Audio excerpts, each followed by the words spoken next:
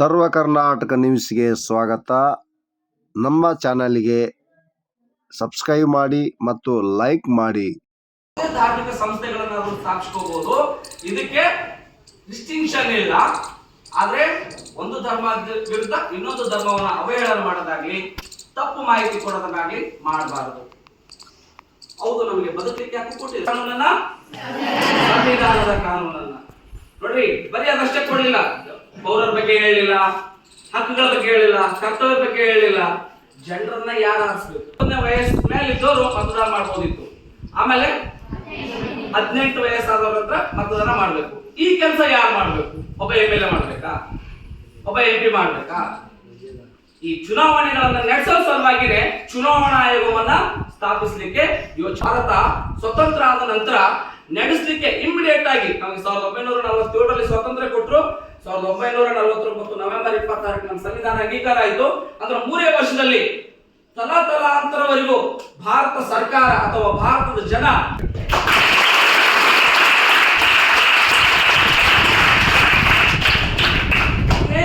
ಜಾತಿಯ ತೊಂದರೆ ಆದಂತವರಿಗೆ ಅವ್ರಿಗೆ ಏನಾದರೂ ಸೌಲಭ್ಯಗಳನ್ನು ಒದಗಿಸಲಿಕ್ಕೆ ಅವೆಲ್ಲವುಗಳನ್ನ ಸಲ್ಲಿಸಲಿಕ್ಕೆ ಆ ಆಯೋಗಗಳು ಕೂಡ ರಚನೆ ಆಗ್ಬೇಕು ಅಂತ ಹೇಳಿ ಇದರಲ್ಲಿ ಇತ್ತು. ನೋಡ್ರಿ, ಎಲೆಕ್ಷನ್ ನಡೀತು ಗೊತ್ತಾ? ಟಿವಿಯಲ್ಲಿ ನೋಡಿದ್ರೆ ಸೀತಕ್ಕ ಅಂತ ಹೇಳಿ ಬಹಳ ಪ್ರಚಾರ ಆಗಿದ್ಲು ಟಿವಿಯಲ್ಲಿ. ಹೀಗಾಗಿ ತೆಲಂಗಾಣ ರಾಜ್ಯದ ಗ್ರಾಮೀಣಾಭಿವೃದ್ಧಿ ಮತ್ತು ಪಂಚಾಯತ್ ರಾಜ್ ಹೆಣ್ಮಗಳು ಮಿನಿಸ್ಟರ್ ಆಕಿ. ಆ ಅಮ್ಮ 11 ವರ್ಷಗಳ ಕಾಲ ನಕ್ಸಲೈಟ್ ಅಲ್ಲಿ ಇದ್ಲು. ಆ ನಕ್ಸಲಿಸಂ ಅಂದ್ರೆ ಪ್ರಜಾಪ್ರಭುತ್ವದ ವಿರುದ್ಧ ಒಂದು ಅವರು ಹೋರಾಟ. ಆ ನಕ್ಸಲಿಸಂ ಅಲ್ಲಿ ಇದ್ಲು. ನಕ್ಸಲಿಸಂ ಇದು ಸರಿಯಲ್ಲ, ಸಮಾಜದಲ್ಲಿ ನಾನು ನನ್ನ ಧ್ವನಿ ಎತ್ತಲಿಕ್ಕೆ ಸಂವಿಧಾನ ಅವಕಾಶ ಮಾಡಿಕೊಟ್ಟಿದೆ, ಪ್ರಜಾಪ್ರಭುತ್ವ ಹೋರಾಡಲಿಕ್ಕೆ ನನಗೂ ಅವಕಾಶ ಇದೆ ಅಂತ ಹೇಳಿ ನಕ್ಸಲಿಸಂ ಬಿಟ್ಕೊಂಡು ಬಂದು ಆ ಅಮ್ಮ ಸರೆಂಡರ್ ಆದ್ಲು, ಪೊಲೀಸ್ಗೆ ಸರೆಂಡರ್ ಆದ್ಲು. ಸರೆಂಡರ್ ಆದ್ಮೇಲೆ ಜನರ ಜೊತೆಗೆ ಒಡನಾಟ ಬೆಳೆಸಿದ್ಲು.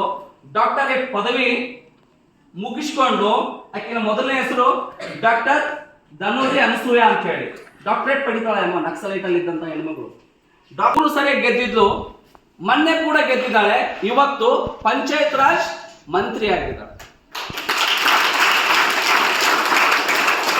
ಬೇರೆ ಯಾವ ದೇಶದಲ್ಲಿ ಈ ತರದ ವ್ಯವಸ್ಥೆ ಐತೋ ಇಲ್ಲೋ ನನಗೆ ಗೊತ್ತಿಲ್ಲ. ಒಬ್ಬ ಡಕಾಯಿತಾನೆ, ಒಬ್ಬ ಕೊಲೆಗಡಕನೆ. ಆದ್ರೆ ಭಾರತದಲ್ಲಿ ನಾವು ಯಾವ್ದಾದ್ರೂ ಕಾನೂನು ವಿರುದ್ಧ ಬದುಕ್ತಾ ಇದ್ದೀವಿ ಅಂತಂದ್ರೆ ಅದಕ್ಕೆ ಶರಣಾಗಿ ಮತ್ತೆ ನಾನು ನಾಗರಿಕ ಜೀವನಕ್ಕೆ ಬರ್ತೀನಿ, ನಾನು ಭಾರತೀಯನಾಗಿ ಬದುಕ್ತೀನಿ, ಒಳ್ಳೆಯವನಾಗಿ ಬದುಕ್ತೀನಿ ಅಂತ ಹೇಳ ಏನಾದ್ರೂ ನಾವು ಶರಣ ಆದ್ರೆ ಅದೇ ಜನ ಕೈ ಹಿಡಿತಾರೆ, ಅದೇ ಜನ ತಮ್ಮ ಕೈ ಬೆರಳಿಂದ ಓಟ್ ಹಾಕ್ತಾರೆ, ಅದೇ ಜನ ನಮ್ಮನ್ನ ಅವರ ನಾಯಕರನ್ನಾಗಿ ಮಾಡ್ಕೊಂತಾರೆ. ಈ ತರದ ಮನ ಪರಿವರ್ತನೆಗೆ ಅವಕಾಶ ಮಾಡಿಕೊಟ್ಟದ್ದು ಯಾವುದಾದ್ರೂ ಇದ್ರೆ ಇಡೀ ಜಗತ್ತಲ್ಲಿ ಅದು ಭಾರತದ ಸಂವಿಧಾನ ಮಕ್ಕಳೇ.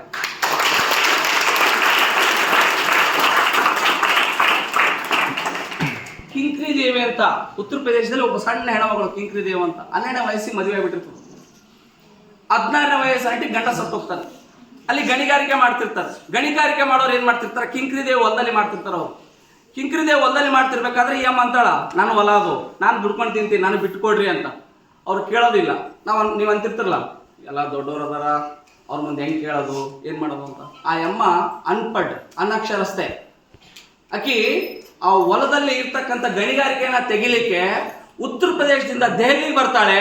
ನಡ್ಕೊಂಡು ಬಂದು ಸುಪ್ರೀಂ ಕೋರ್ಟ್ ಅಲ್ಲಿ ಕೇಸ್ ಹಾಕ್ತಾಳೆ.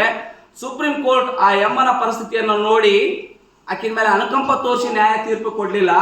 ಆಕಿ ನನ್ನ ಹೊಲದ ದಾಖಲೆಗಳಿವು, ಅಲ್ಲಿ ಗಣಿಗಾರಿಕೆ ಮಾಡ್ತಿದಾರ ಅಂತ ಹೇಳಿ ಸುಪ್ರೀಂ ಕೋರ್ಟ್ ಅಲ್ಲಿ ಹೋರಾಟ ಮಾಡಿದ್ಲು. ಒಬ್ಬ ವಕೀಲ ಸಹಾಯ ಮಾಡಿದ್ಲು ಆಕೆಗೆ. ಸುಪ್ರೀಂ ಕೋರ್ಟ್ ಆ ಗಣಿಗಾರಿಕೆಯನ್ನ ಬಂದ್ ಮಾಡಿತು.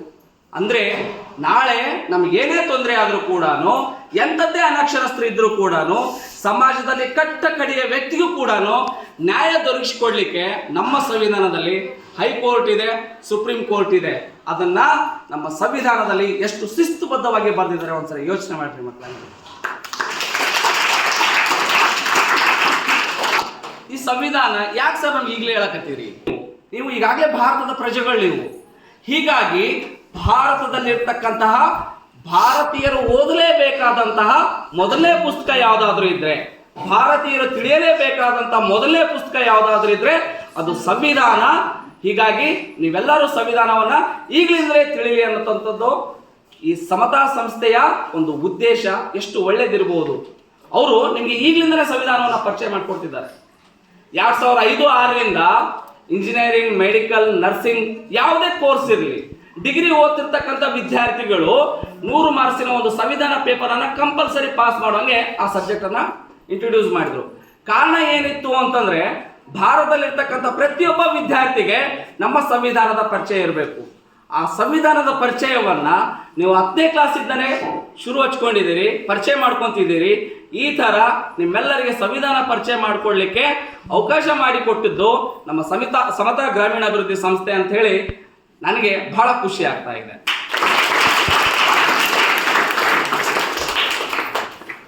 ಸಂವಿಧಾನ ಜಾರಿಯಾಗುವ ಮುಂಚೆ ಹರಡಿತ್ತು ಕತ್ತಲೆ, ಇರುವ ಊರಲ್ಲೇ ಕೇಳುವವರು ಯಾರೂ ಇರಲಿಲ್ಲ. ಇರುವ ಊರಲ್ಲೇ ಕೇಳುವವರು ಯಾರೂ ಇರಲಿಲ್ಲ. ಸಂವಿಧಾನ ಜಾರಿಯಾದ ಮೇಲೆ ನೋವಲ್ಲಿದ್ದವರ ಕಣ್ಣಲ್ಲೂ ಬೆಳಕು. ಸಂವಿಧಾನ ಜಾರಿಯಾದ ಮೇಲೆ ನೋವಲ್ಲಿದ್ದವರ ಕಣ್ಣಲ್ಲೂ ಬೆಳಕು. ಅದು ಹಳ್ಳಿ ಇರಲಿ, ದಿಲ್ಲಿ ಇರಲಿ, ಪ್ರಜೆಯನ್ನ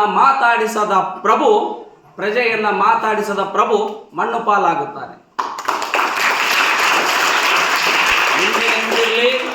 ನಾನು ಇವತ್ತು MLA ಆಗಿದ್ದೀನಿ, MP ಆಗಿದ್ದೀನಿ ಅಂತೇಳಿ ಜನರಿಂದ ದೂರ ಇದ್ದ ಅಂತಂದ್ರೆ ಅವರನ್ನ ಮಣ್ಣು ಮುಗಿಸ್ತಕ್ಕಂಥ ಶಕ್ತಿ ನಮ್ಮ ಬೆರಳು ತುದಿಗಿದೆ. ಯಾವುದಕ್ಕಿದೆ? ನಮ್ಮ ಬೆರಳು ತುದಿಗಿದೆ.